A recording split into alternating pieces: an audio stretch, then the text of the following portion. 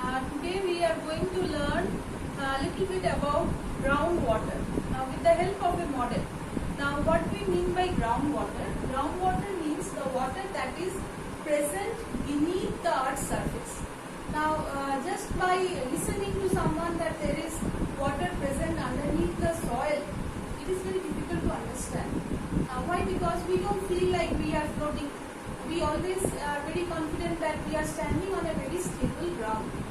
So how is it that there is water present underneath our feet? Now for that, to understand, let's look at this model. This is a very simple model.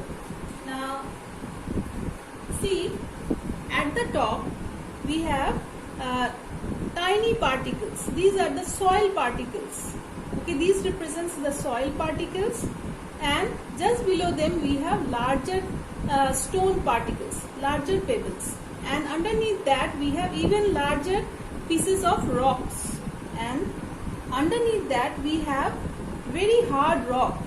Okay, so in between these hard rocks sometimes water can get trapped inside. Okay, so this water that is trapped inside the layers of hard rock is known as aquifer. And where from this water is coming? Where from we are getting this water? Now what happens?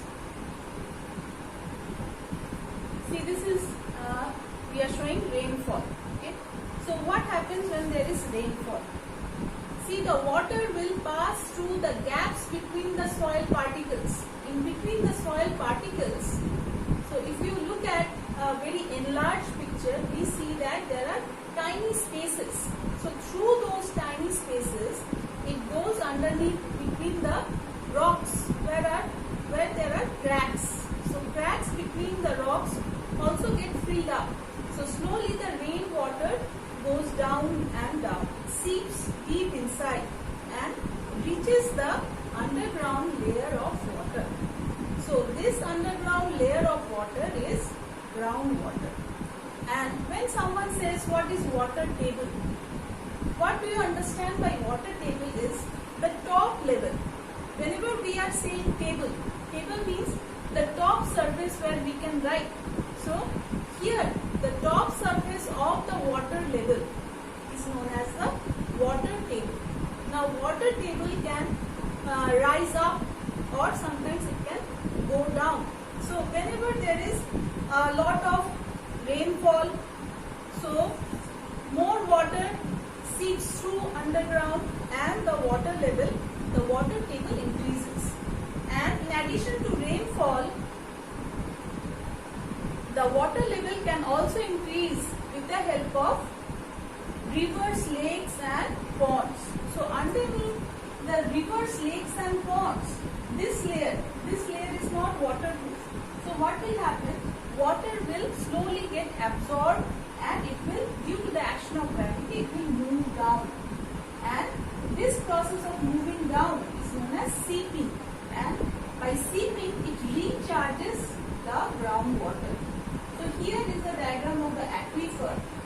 So see, the water is coming, slowly it's seeping down and it reaches the water table, it reaches the aquifer. Here also we are showing rainfall. So the rainwater, as most of it will just run off, flow on the surface and go downhill. A lot of it will also get absorbed into the soil. Okay. Slowly it will go underneath.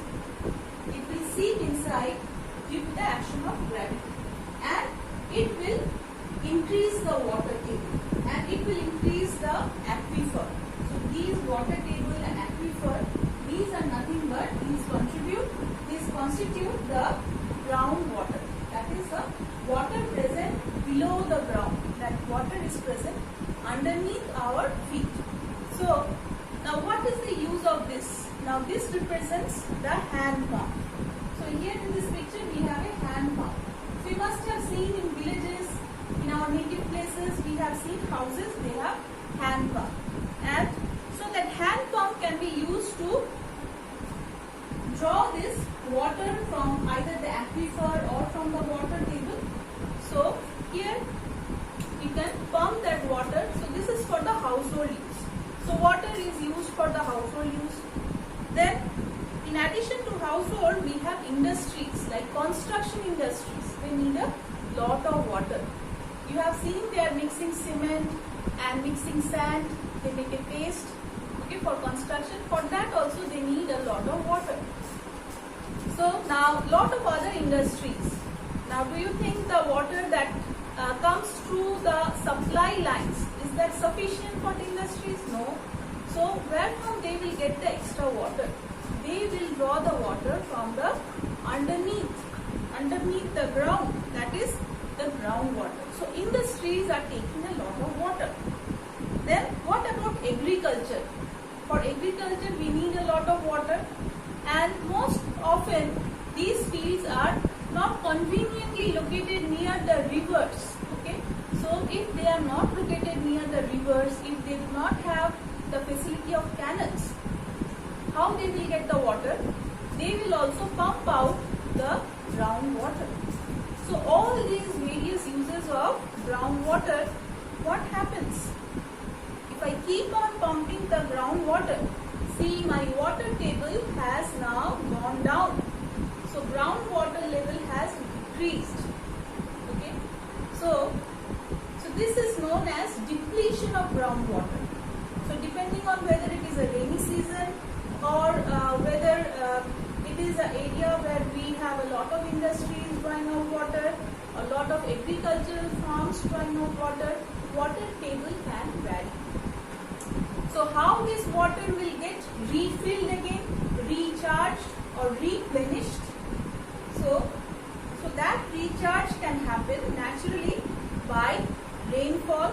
So I have rainfall and the water table increases.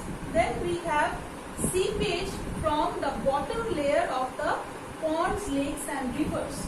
So this here represents a stream or lake or river.